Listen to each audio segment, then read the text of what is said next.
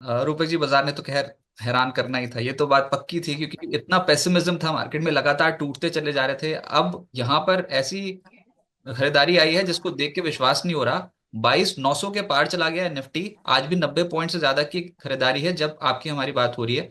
Bank Nifty 465 points ऊपर है, यानी कि इंट्राडे बेसिस पे एक बार 49,800 के लेवल के ऊपर निकल गया था, वहीं पर ही उसी के आसपास कर रहा है ट्रेड। और जो रीजन है वो मैं बताऊं तो संस्थागत निवेशकों की शॉर्ट कवरिंग। अगर पिछले कुछ दिनों में देखोगे तो एफआईज ने एक तो कैश मार्केट में बिकवाली पे लगाया ब्रेक, ऊपर से इंडेक्स फ्यूचर्स, स्टॉक फ्यूचर्स में खरीदारी के आंकड़े आ गए निचले स्तर पे करी खरीदारी, तो ऐसा लग रहा है कि शॉर्ट कवरिंग का सहारा मार्केट को मिल रहा है। तो एफआईज जो लगातार तोड़ रहे थे मार्केट को, उन्होंने अपनी हेज पोजीशंस हटाई होंगी, ऐसा भी अनुमान लगाया जा सकता है। एफआईएस की खरीदारी लौटी है, लगातार तीसरे हफ्ते डॉलर के मुकाबले रुपया हुआ है मजबूत। और ऊपर से डोनाल्ड ट्रंप और व्लादिमीर पुतिन के बीच में हुई एक फोन कॉल। ये फोन कॉल बहुत समय तक, 1 घंटे तक चल गई। यही बहुत बड़ी बात है अपने में, लेकिन उसमें बात ये हुई कि यूक्रेन के साथ पुतिन 30 दिनों के युद्ध विराम पर सहमत हो गए। इसने भी सेंटिमेंट सुधार दिया। फिर आपको पता ही है, आरबीआई ने रिसेंटली लिक्विडिटी इंजेस्ट करने के लिए बैंकिंग सिस्टम में बहुत सारे कदम उठाए थे, जिसमें ब्याज दरों में कटौती, ओएमओ ऑपरेशंस, करेंसी स्वैप्स, इतनी सारी चीजें की। उसका भी फायदा ये हुआ कि लिक्विडिटी सिस्टम में इंजेस्ट हुई। और अब जो डायरेक्ट टैक्स कलेक्शन के आंकड़े आए FY 25 के, उसमें नेट डायरेक्ट टैक्स कलेक्शन में 13% की ग्रोथ देखने को मिली है। सुबह ये रिपोर्ट भी आई कि फिच ने भारत का जो जीडीपी फोरकास्ट है, जीडीपी ग्रोथ अनुमान, उसको FY 26 के लिए 6.5% पे बरकरार रखा है। और FY 27 के लिए ग्रोथ अनुमान 6.2% से बढ़ाकर 6.3% कर दिया है। अब देखो, एक के बाद एक आई ना दनादन पॉजिटिव खबरें। बॉटम फिशिंग की है मिड कैप स्टॉक्स में, इंस्टीट्यूशनल ने, साफ पता लग रहा है मिड कैप स्टॉक्स आउटशाइन कर रहे हैं। यूएस फेड की पॉलिसी आज आ जाएगी, लेकिन उससे पहले स्टेज पूरी तरीके से तैयार है। और बैंक ऑफ जापान ने आज कोई भी ब्याज दरों में छेड़छाड़ नहीं किया। अब यूएस फेड की बारी कि जेरोम पवेल क्या कहते हैं। मार्च में अब तक बाजार जो है उसमें अच्छे रिटर्न्स मिल चुके हैं। निफ्टी 3.5% चढ़ चुका है, बैंक निफ्टी करीब 3% चढ़ चुका है। असली एक्शन है Nifty mid cap select index में, जिसमें लगभग 5% का उछाल है। तो Rupak ji, over to you. देखने में तो पिक्चर बहुत अच्छी लग रही है, लेकिन ये क्लाइमेक्स की तरफ तो नहीं बढ़ रहे, या फिर अभी शुरुआत ही हुई है मूवी की, देखते चलें, तेजी और बढ़ सकती है। थैंक यू रजत जी। तो मुझे लगता है कि जो कल का सत्र में जो ब्रेकआउट आया था, एक निफ्टी का 7 दिन का 7 सेशन का ट्रेडिंग सेशन का एक ब्रेकआउट कंसोलिडेशन था। जिस कंसोलिडेशन का ब्रेकआउट कल का दिन में आया था और आज कंटिन्यूशन दिख रहा है। तो अपसाइड में मुझे लगता है कि ये जो रैली है अपसाइड में 23,100 150 तक जा सकता है, जहाँ पे 55 EMA प्लेस्ड है। तो वहां तक जाके एक बार हो सकता है रुके, सांस ले, उसके बाद फर्दर रैली टुवर्ड्स 23,600 मुझे लग रहा है। तो शॉर्ट टर्म में निफ्टी का जो रैली है ये कंटिन्यू रहना चाहिए टुवर्ड्स 23,600। और अभी नीचे सपोर्ट हो जाएगा 22,700 का। जब तक 22,700 का जो सपोर्ट नहीं टूटता है, तब तक ये स्ट्रेंथ बरकरार रहेगा मार्केट में, मुझे ऐसा लगता है।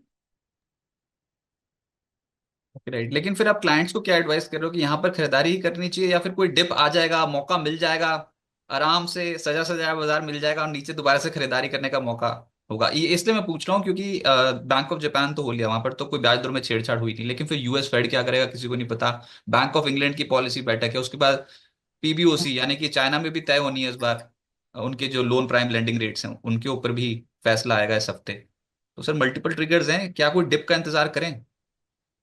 जी, मुझे लगता है कि मार्केट में बाइंग अपॉर्चुनिटी दिख रहा है। रेलवेज, डिफेंस, कुछ PSU बैंक्स, ये स्टॉक स्पेसिफिक बाइंग हो रहा है। ओवरऑल मार्केट में बाइंग तो आ गया और स्टॉक स्पेसिफिक अच्छा खासा बाइंग हो रहा है। तो मोमेंटम मिस ना हो, इसलिए हम लोग बाइंग की सलाह दे रहे हैं।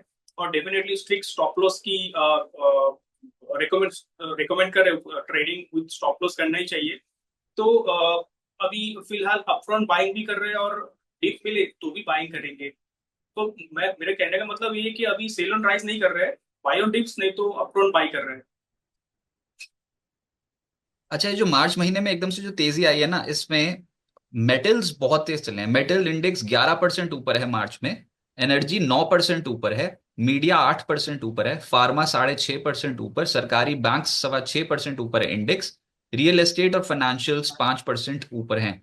सर, इसमें जो टॉप मोस्ट टू हैं, मेटल और एनर्जी, इनको आप कैसे प्ले कर रहे हो? या फिर अब बहुत खिंच गए, 8-8%, 11-11% तो इंडेक्स के ऊपर, तो सोचो स्टॉक्स कितने ऊपर होंगे। इन पे क्या करना चाहिए? मुझे लगता है मेटल में जो करेक्शन आया था रिसेंटली, वो एक जो लंबी टाइम फ्रेम में, वीकली टाइम फ्रेम में अगर देखें तो मेटल ने एक सपोर्ट लिया था। एक राइजिंग चैनल के अंदर मेटल इंडेक्स जो ऊपर जा रहा था, और रिसेंटली जो करेक्शन हुआ था वो करेक्शन लोअर बैंड के पास पहुंच गया था। तो कंसोलिडेशन हुआ था कुछ हफ्तों तक। उसके बाद एक कंसोलिडेशन ब्रेकआउट आया, उसके बाद एक छोटा कंसोलिडेशन आया, उसके बाद एक और ब्रेकआउट आया। तो ओवरऑल मुझे लगता है कि ये जो अपसाइड का सेंटिमेंट है ये बरकरार रहना चाहिए शॉर्ट टू मीडियम टर्म में। और अपसाइड में मैं बहुत ही बुलिश हूँ मेटल में।